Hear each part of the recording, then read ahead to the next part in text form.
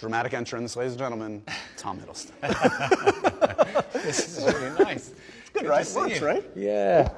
This is lovely. Thanks for coming over. Is this your new permanent setup? Yeah, this is it. They booted me out of MTV, so I'm working in an abandoned theater now. It's pretty, it's got an acoustic. Yeah, exactly. Yeah. No one comes to visit me. You're my first visitor. Thank you. Very much. My pleasure. Have a seat, bud. Thank you. We're obviously in this beautiful theater. Yeah, it's lovely here.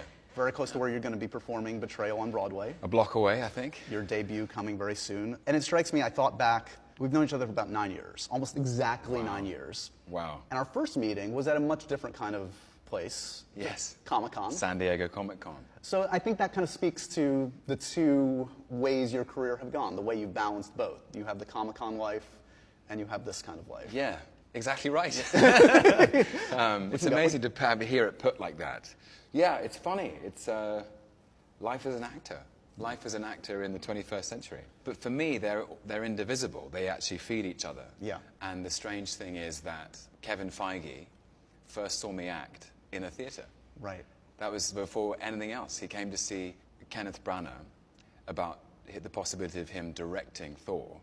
I remember him being in the audience, and I briefly shook his hand. And it's like you say, one's the Comic-Con life and one's the theater life, but actually they start in the same place. You spent most of your 20s really devoted to theater. I mean, Yeah. that was your life. Yeah. Was that because that was the love, or you couldn't conceive of a TV or film career? How much of it was just out of practicality, I can't even imagine that kind of being a movie star? Yeah, probably that. It seemed so remote. I'd like probably everybody, grown up loving movies and loving TV and loving theatre. It wasn't like it was my passion was sort of divided. It was just a wholehearted love of stories. Yeah. Maybe the culture that I grew up in, like theatre's easier to do when you're a kid. All you need is an empty space and some words. And, at the time, I guess, as a child of the 80s and 90s, the cameras weren't so easily accessible. Right. So this idea of making movies was so, remote. There's other people do that. I think it was actually, I probably didn't allow myself to dream as big as that. I think in my head, I thought, wow, maybe one day. But it's a dream that's really at the back of the highest shelf in the cupboard in the attic room of the house of my mind, One thing that always strikes me is the focus that's required for an actor, because it's a living, breathing thing. You have the audience right there. I don't know, can you see the audience, generally speaking? I don't know why. I can see everybody. I can see everyone in the house. So does that ever rattle you? You must recognize friends, celebrities, and has that ever happened to you where you've seen oh, that's Oprah Winfrey, or whatever? There was one performance of Ivanov, the Chekhov play, which we did in 2008, where I came on stage and I looked out into the house and I saw a sea of faces and Michael Caine. There he was, a spotlight on him, looking at me. Yeah, I was like, oh no, and I momentarily froze of Michael Caine is watching, This may be the only time that Michael Caine is going to watch you act. Did we know for sure it was Michael Caine and not just an apparition? It was Michael Caine. Okay. Yeah, it was him. Yeah. I think you liked it. So. Is there something about the stage that lets you kind of push yourself in areas that otherwise would rattle you? I mean, for instance, again, I'm always amazed by the lengths that actors can go, especially in a live environment. What I love about a play, and it is unique to the theatre, is this consequential momentum that you get across performing the whole thing. Sure.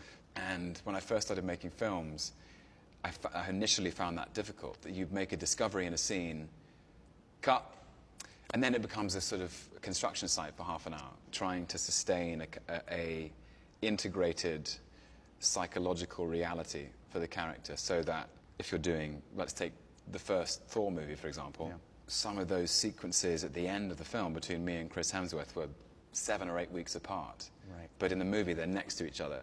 So you're like, right, 7 weeks ago, I was in this mood, and I was, this level of emotional volatility, and having to just refine that. Any superstitions particular to the theater?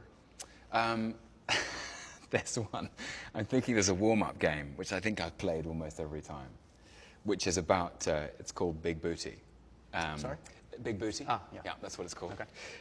It's not related to anything, Okay. any body part Okay. specifically, but you play it as a group and it's standing in a circle, and it's kind of like a rhythmic game where everyone playing has to keep a specifically musical rhythm, and if they break it, they go to the back. Got it. And if you're at the top, you're the Big Booty.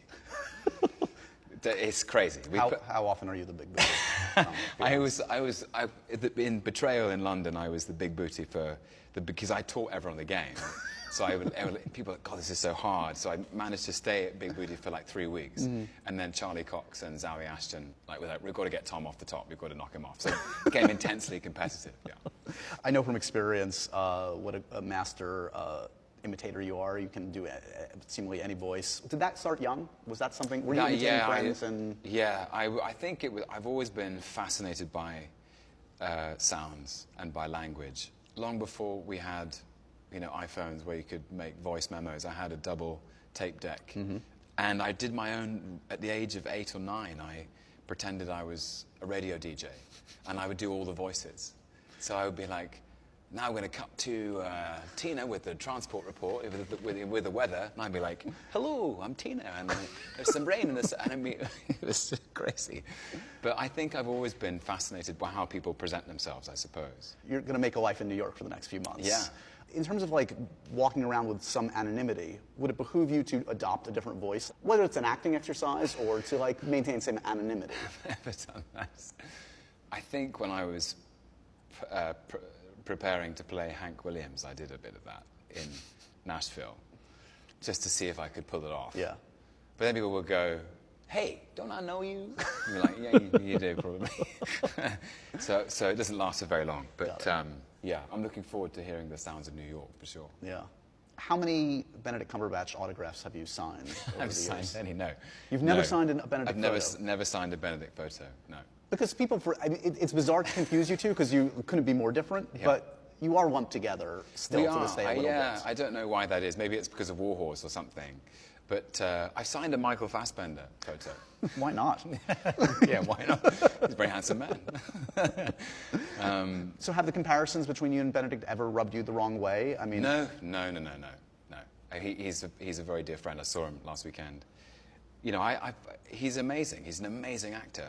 I've seen both of you dance firsthand in front of me. I apologize, unreservedly. Who do you think is the better dancer, you or Benedict? I couldn't possibly. That's not for me to say. Oh, you're saying you. That's how you say it. That's not for me to say. That's for other people to make a choice about. Let's go to the tape. Let's talk a little bit about this amazing play, Betrayal, which I was fortunate enough to see in London. It's the same crew, same director, same cast you're bringing. Yeah. Jamie Lloyd, our director, Zoe Ashton, Charlie Cox, and Eddie Arnold. And it's from some very important, significant source material. Pinter, of course, one of the most notable playwrights in existence. Talk to me about what you love about this play that is bringing you back for a second run. I've loved Pinter for a long time. He talks about the idea of drama as an excavation of truth. Right. And that basically the whole point of drama is that you're trying to get to something truthful about the experience of being alive. There's no such thing as one truth. There are many truths. They challenge each other. They recoil from each other. They seduce each other. I love this play. It's about a triangle of relationships. A husband, a wife, and the husband's best friend. Robert and Emma are married, and Jerry was best man at Robert and Emma's wedding. Right. Jerry and Emma have been having an affair for 7 years. And it's told in reverse order. It's truly bittersweet. It's both sad and funny. Yeah. Because the audience are watching it going, oh, they can see the car crash coming. Yeah. But there's something amusing about that. Yeah. Because in a way, it's a game. So I think that's unique to Pinter, too. That he can excavate an experience that's quite painful, but make it funny. Exactly. Yeah. So when you think of the word betrayal, we've all been betrayed in personal, professional ways. Yeah. Does something that you're comfortable talking about ever come to mind? Do you feel like you've ever been betrayed professionally, personally, that you can relate to this experience that's helpful for you in this? I think what I relate to is the sadness of being betrayed. Yeah. Because the commitment to trust is huge. To trust someone, to be vulnerable, to trust someone enough to show them your vulnerability. Yeah. Many of the characters I played have been betrayed. Right. Now, betrayal could basically be the name of any Thor Loki story, basically. Yeah. I mean, Loki does a lot of betraying. Exactly. I was going to say, dude, let's start with Loki as the betrayer. Okay, yeah. Both betrayer and betrayed. Although in his mind, he would justify it. Right. You're still but a character. Unfortunately, it's retaliation. And a cycle of retaliation, as we know, is a fool's errand. But it's interesting you talk about, like, trusting, because when I think of, like, the hits you've taken over the years, it's not about work stuff. It's about, like, people misinterpreting you, I think, based on you being earnest and being honest. And I think people not understanding that. Right. Is that accurate to say? Were you Probably. I mean, it's been that way for a long. It's been that way since I was a kid. Yeah. It's like, so it really has. Like I've always. I think I'm probably the same now as I was then. Yeah. That's what makes me feel most comfortable. Right. You've retreated a lot from social media in recent years. Is that part of just sort of like, if people are going to misinterpret me in some ways, then I'm going to need to protect myself, and that's a way of protecting myself a little bit? Maybe. I mean, I think we live in a world of distractions. Yeah. And I think it was just about trying to live more in reality. Yeah. And focus on the things that are real and important. Yeah. Reality is your friend. Yeah. I think sometimes with social media, people do tend to say things which they wouldn't say to someone's face. Totally. And I thought, well, maybe I'll just live in reality and have some face-to-face interaction, and hope, and that might kind of lead to sort of a more of a grounded connection with people. Maybe one of the small good things about social media is it's created millions of amazing Tom Hiddleston GIFs over the years. Okay, I'll take your word for it. Oh, come on. Yeah. Have you ever sent a GIF of yourself? There's a great one which I've sent quite a lot, of Loki kind of just putting his head in his hands, like it's a sort of exasperated. Right. Oh no, this isn't going to end well. Yeah. That works on many occasions, I would think. Yeah, it works. Delayed trains, cancelled flights. Right. Oh, it works. I believe the last Broadway production of Betrayal starred Daniel Craig. So is this your elaborate way of moving up the list for Bond? No.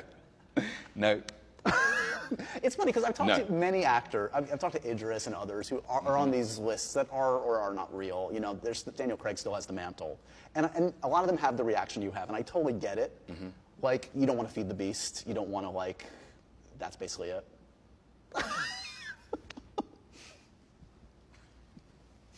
Yeah.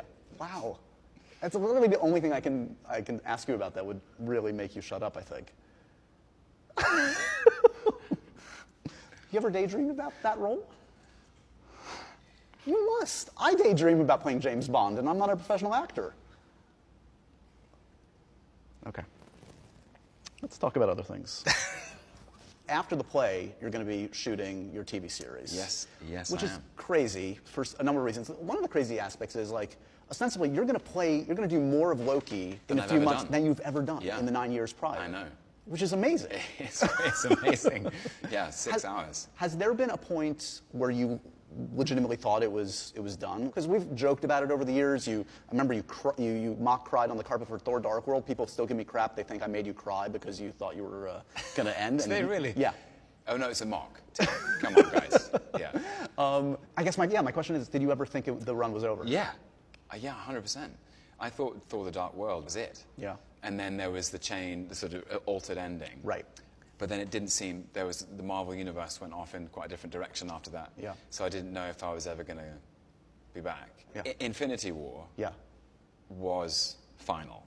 The death scene in the beginning The death scene at the beginning of Infinity War, that was pitched to me 2 years before we filmed it.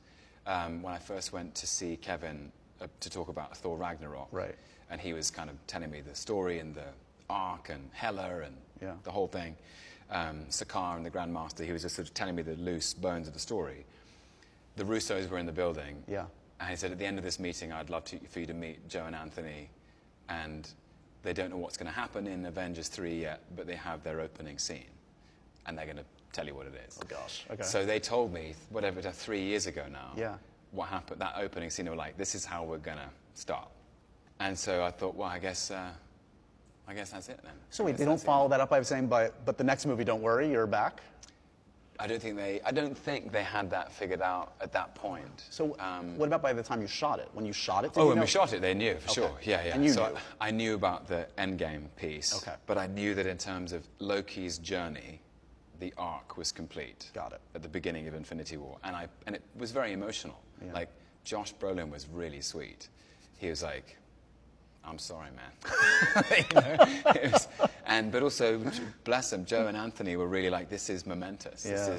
This is how we're opening this film, and this is the end of Loki, and that's it. And when I shot it, I thought that was absolutely the last time I would play the character. And how long ago did they present the idea for a series, and were you immediately on board? I knew about 6 weeks before the worldwide release of Avengers Infinity War, which meant I had to go and do press for Avengers Infinity War going, yep, that's it, guys. Well, you're used to lying. That's you're pretty good at by now. Yeah, so I did know about it then, but I didn't know what the pitch, the story was. Yeah.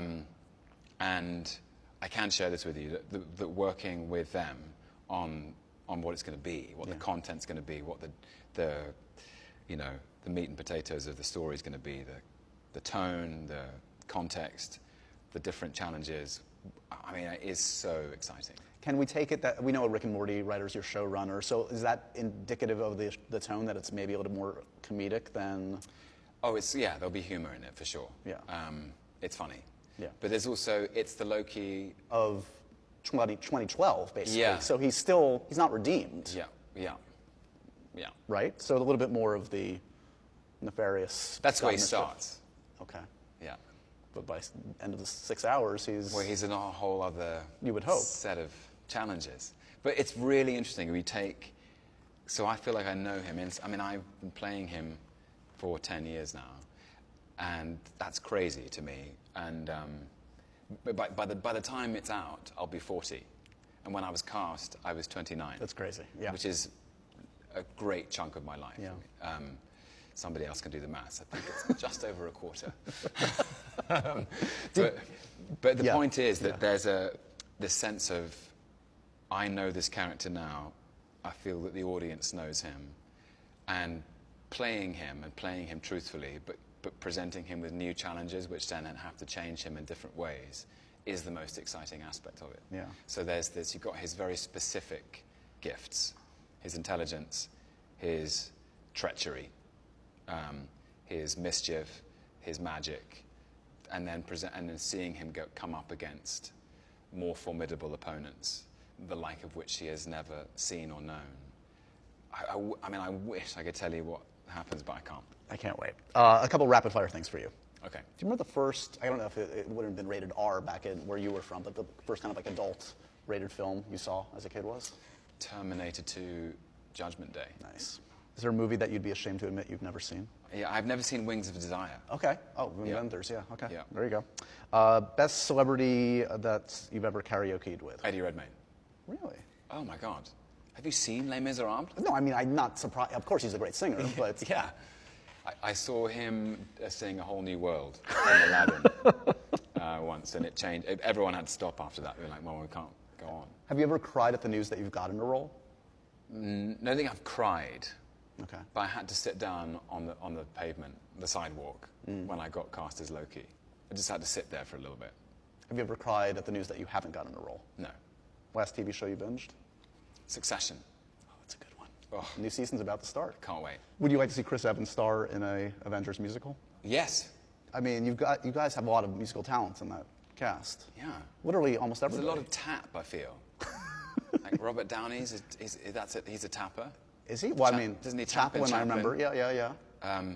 Chris, I know, can tap. Yep. Evans. Renner has a new album out. Oh, Renner, I'm sure. Yeah. A lot of good moves in there. And the Batch. Benedict. Yeah. Doctor Strange can dance. It's always a privilege to chat with you, my friend. Congratulations on the play. Everybody should check it out. This is Tom's Broadway debut. It's been Broadway. a long time. Can't believe it. That's a time dream. coming. Yeah. It's a big dream. You know, the idea. I came to New York City for the first time in 1998 with my dad and my sisters, and I was here for a week, and we did everything. We went to see the Statue of Liberty, and we went to the Museum of Modern Art, and we went to Central Park, and wandered around Times Square, and my dad was like, "This is Broadway." And I was like, wow, that would be a thing one day, and here I am. So it's pretty cool.